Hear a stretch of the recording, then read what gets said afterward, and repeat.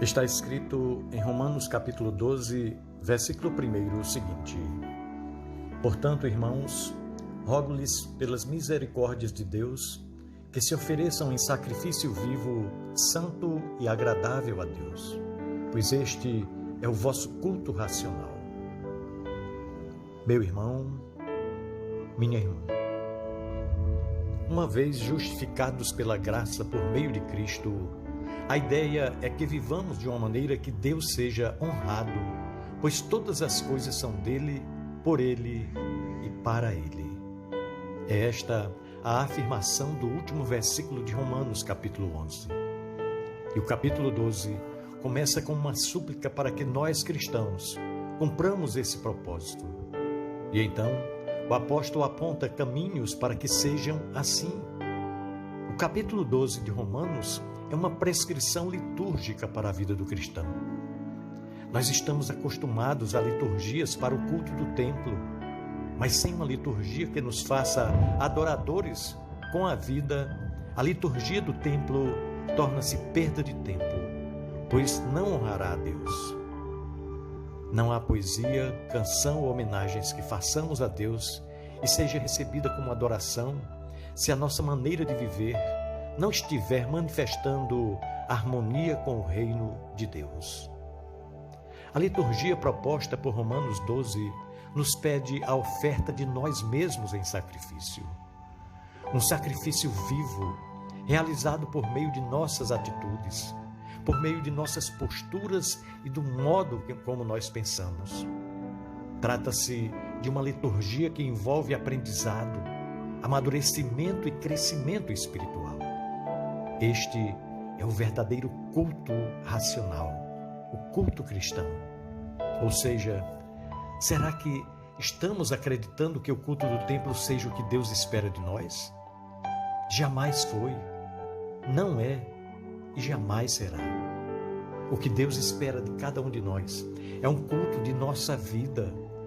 O que Deus espera de cada um de nós é a adoração em espírito e em verdade de que falou Jesus para a mulher samaritana, lá em João capítulo 4.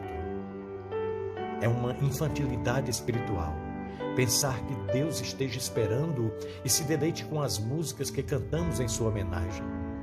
Assim como é uma infantilidade pensar que o modo como nos portamos no templo seja o que demonstra a nossa reverência a Ele.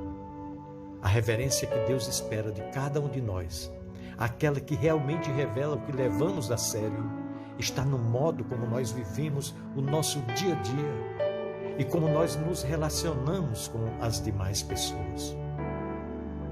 Nosso coração contrito, a nossa atitude misericordiosa e a nossa humildade. O nosso amor e o nosso serviço sem segundas intenções simbolizam o que Deus espera de cada um de nós. O culto da vida precisa dar sentido ao culto realizado no templo, ou este jamais fará sentido. Em outras palavras, a liturgia do templo precisa estar em diálogo, precisa estar em conexão com a nossa vida.